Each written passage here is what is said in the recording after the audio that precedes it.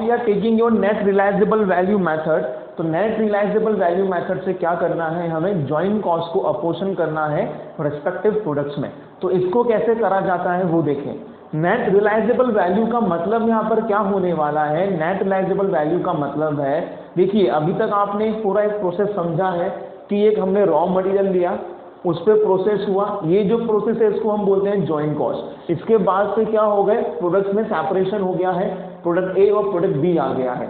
फिर उसके बाद प्रोडक्ट ए में क्या करी जाएगी, फर्दर प्रोसेसिंग करी जाएगी, तो उसकी अपनी कॉस्ट होगी, फिर उसमें सेलिंग कॉस्ट को ऐड करा जाएगा and the product will be sold in the market, product को फिर मार्केट में सेल कर दिया जाएगा। तो अभी तक हमने ये चीज देख ली है। नेट रियलाइजेबल वैल्यू कैसे निकलने वाली है उसको आप बड़े ध्यान से समझेंगे। यहाँ पर आपने क्या ली है, यहाँ पे आपने ली है सेल्स वैल्यू आफ्टर प्रोसेसिंग, मतलब प्रोसेस करने के बाद अगर आप उसको मार्केट में बेचते हैं तो वो कितने में बिकेगा, वो सेल वैल्यू आपको यहाँ पर चाहिए। ठीक है, तो हमने क्या लिया है, sale value after further processing, sale value after further processing. इसमें से हम लोग लेस करेंगे दो चीजें, और वो दो चीजें क्या क्या है, पहली चीज है आपकी सेलिंग कॉस्ट और दूसरी चीज है आपकी क्या, दूसरी चीज है आपकी फर्दर प्रोसेसिंग कॉस्ट। तो अगर सेल्स वैल्यू में से हम लेस कर दें क्या, सेलिंग कॉस्ट, और लेस कर दें क्या, फर्दर प्रोसेसिंग कॉस्ट, तो आपके पास जो चीज आएगी उसको हम क्या बोलेंगे, उसको हम बोलेंगे नेट रियलाइजेबल वैल्यू। और उस नेट रियलाइजेबल वैल्यू के बेसिस में अब हम जॉइंट कॉस्ट को अपोर्शन करने वाले हैं रेस्पेक्टिव प्रोडक्ट में।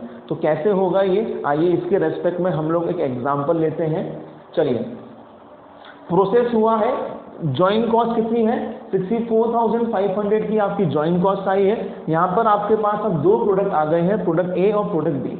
प्रोडक्ट ए कितना निकला है 200 यूनिट्स, प्रोडक्ट बी कितना निकला है 200 यूनिट्स। इसके बाद आपने इसमें फर्दर प्रोसेसिंग करी है, तो ए की फर्दर प्रोसेसिंग कॉस्ट कितनी है 4000 और बी की फर्दर प्रोसेसिंग कॉस्ट कितनी है 32,000। After further processing this products has been sold in the market, और ये बिकेंगे कितने में, 200 रुपए तो इसकी सेलिंग प्राइस है और बी की कितनी है 300 रुपीज सेलिंग प्राइस है। तो यहाँ पर हमें क्या करना है, अपोर्शन करनी है जॉइंट कॉस्ट को on the basis of NRV, net realisable value method के बेसिस पे हमें इन कॉस्ट को अपोर्शन करना है। तो सबसे पहले हमें क्या निकालना पड़ेगा, यहाँ पर हमें प्रोडक्ट ए और प्रोडक्ट बी की NRV निकालनी पड़ेगी। तो NRV कैसे निकलेगी, अगर आप देखें तो ऊपर आपको NRV का फॉर्मूला दे रखा है, और वो फॉर्मूला क्या कहलाता है, ये फॉर्मूला क्या कहलाता है, आइए देखिए ये फॉर्मूला क्या कहलाता है आपका।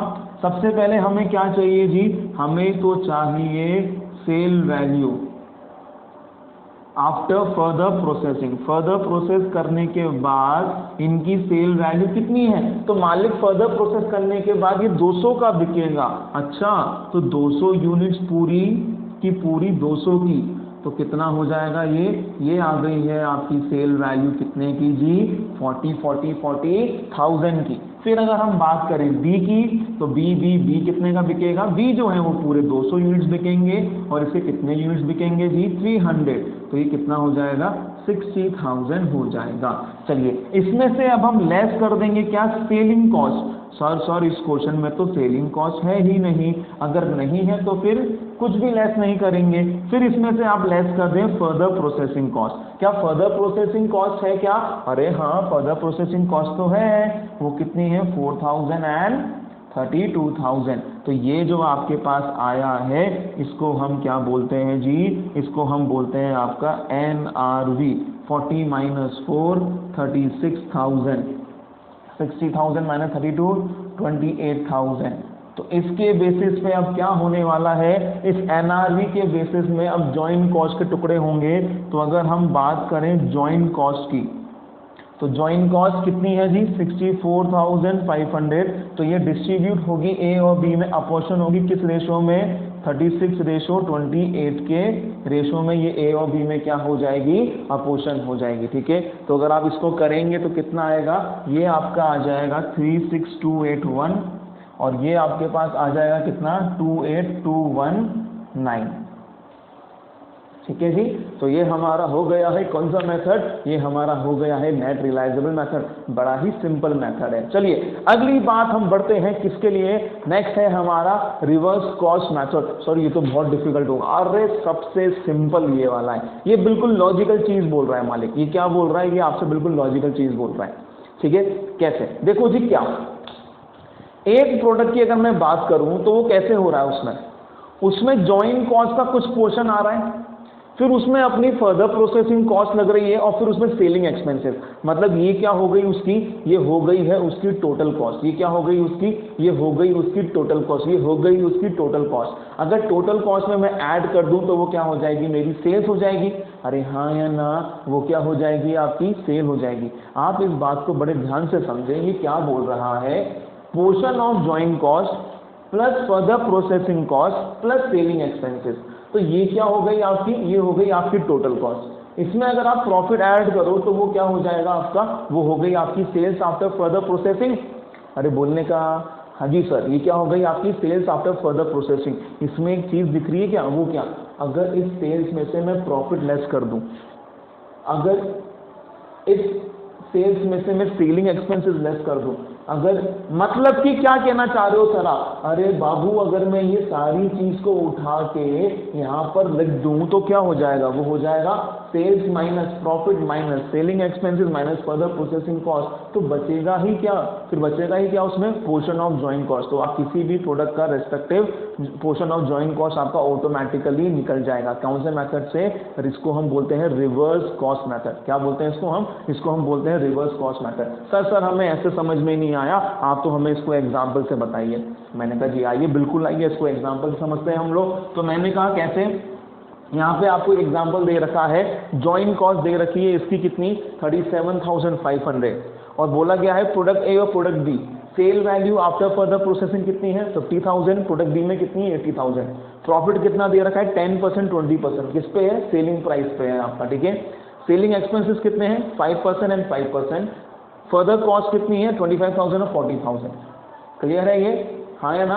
तो आप मेरी बात बताइए, यहाँ पे ये निकाला कैसे होगा, सेल्स वैल्यू कैसे निकाली होगी, इन्होंने ऐसे तो निकाली होगी कि भाई तुम्हारा पोर्शन जॉइन कॉस्ट में से प्लस तुम्हारी अपनी खुद की कॉस्ट प्लस तुम्हारे सेलिंग एक्सपेंसेस, ये तो मेरी टोटल कॉस्ट ही हो गई। इसमें मैं क्या ऐड कर दूं, प्रॉफिट ऐड कर दूंगा, तो मेरे पास क्या आ जाएगी, सेल्स आ जाएगी। इसका मतलब कि अगर सेल्स में से मैं ये तीन चीज हटा दूं तो मेरे पास क्या आ जाएगा, इसका अपना खुद का पोर्शन ऑफ जॉइन कॉस्ट आने वाला है। वो कैसे, चलिए देखते हैं। यहाँ पे मैंने लिया प्रोडक्ट ए, यहाँ पे हमने लिया प्रोडक्ट बी।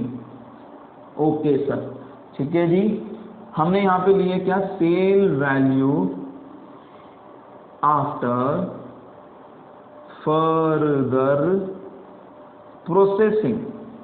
ओके जी, ए की कितनी है, बिल्कुल सही 50,000, बी की कितनी है 80,000। सर इसमें से लेस कर दीजिए आप प्रॉफिट कितना है जी, प्रॉफिट बोल रखा है इसके केस में सेल्स का 10%, तो प्रॉफिट कितना हो गया 50,000 का 10% 5,000। ये हम इसमें से क्या कर देंगे जी, लेस कर देंगे। यहाँ पे कितना प्रॉफिट है 20% ऑफ सेल, तो वो कितना हो जाएगा 16,000 हो जाएगा।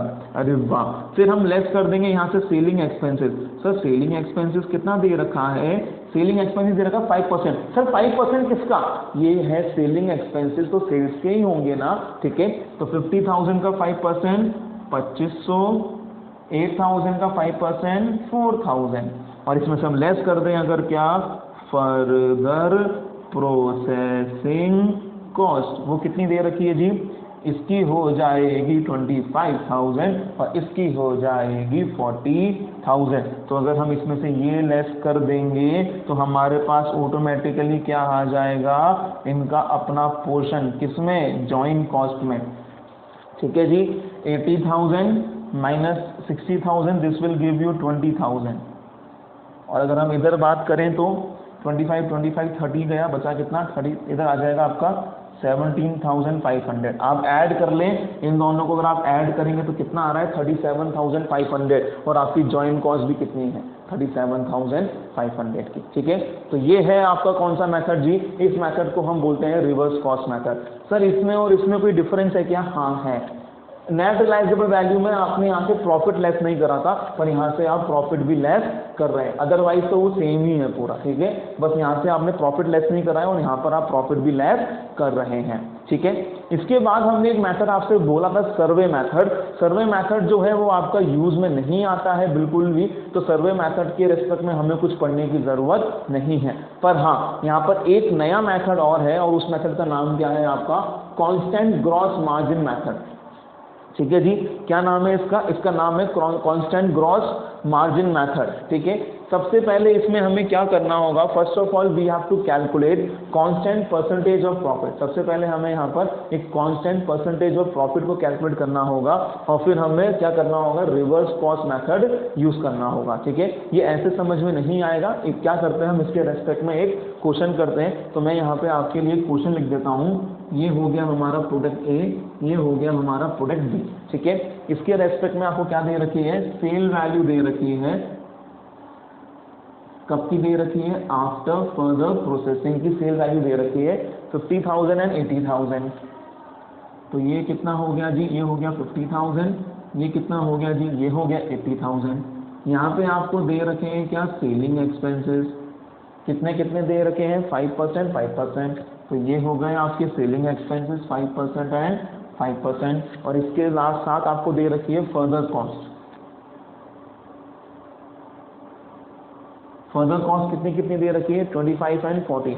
तो फर्दर कॉस्ट जो गिवन है आपको वो है 25,000 और 40,000, ठीक है जी। और साथ ही में आपको दे रखा है कि ज्वाइंट कॉस्ट कितनी है, तो ज्वाइंट कॉस्ट दे रखी है आपको कितनी, रुपीज 37,500, ठीक है जी। ये आपका क्वेश्चन है, और ये आपको करना है कौन से मेथड से, कांस्टेंट ग्रॉस मार्जिन मेथड, ठीक है। इस मेथड में क्या होता है, सबसे पहले कंपनी ये देखती है कि ओवरऑल में कितना परसेंटेज ऑफ प्रॉफिट जो है वो अर्न कर रही हूँ, ओवरऑल में कितना परसेंटेज ऑफ प्रॉफिट अर्न कर रही हूँ। ओवरऑल मतलब प्रोडक्ट ए और प्रोडक्ट बी दोनों का मिला के, ठीक है। तो वो कैसे निकलेगा वो देखते हैं हम।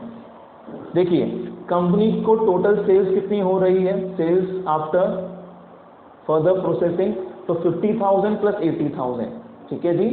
50,000 प्लस 80,000, कितनी सेल हो रही है जी, मालिक आपको सेल हो रही है 1,30,000 रुपए की। इसमें से हम लेस कर देंगे क्या, सेलिंग एक्सपेंसेस। हम लोग क्या लेस कर देंगे इसमें से, सेलिंग एक्सपेंसेस। सेलिंग एक्सपेंसेस कितने हैं, 50,000 का 5% कितना आ गया, 2,500, और 80,000 का 5% कितना हो गया, 4,000।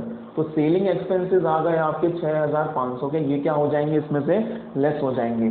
फिर हम इसमें से लेस कर देते हैं क्या, हम लेस कर देते हैं इसमें से फर्दर कॉस्ट। फर्दर कॉस्ट कितनी है, 25,000 प्लस 40,000, कुल मिला के आपकी कॉस्ट कितनी है जी, 65,000। और हम इसमें से लेस कर देते हैं क्या, आपकी ज्वाइंट कॉस्ट, क्योंकि यहाँ पर आपने कोई डिफरेंशिएट कराई नहीं है, इसलिए हम ज्वाइंट कॉस्ट में भी यहाँ पे कोई डिफरेंशिएशन नहीं कर रहे हैं। अगर कंपनी एज अ होल के बारे में पढ़े, मतलब अगर पूरी कंपनी के रेस्पेक्ट में पढ़ा जाए, तो पूरी कंपनी को सेल से इतना पैसा आया है, सेलिंग एक्सपेंसेस इतने हैं, फर्दर कॉस्ट इतनी है, और ज्वाइंट कॉस्ट कितनी है जी, ज्वाइंट कॉस्ट है 37,500। तो ये क्या आ जाएगा, ये आ जाएगा कंपनी का प्रॉफिट एज अ होल, कि कंपनी कितना प्रॉफिट परसेंटेज जो है वो अर्न करती है। अगर हम इसको सॉल्व करें तो कितना आएगा, ये भी लेस होगा, 130 तो वो है 6500, इसमें हम ऐड करें 2500 जाएगा, 2500, 40 और 40, 1,05,000, 1,05,000,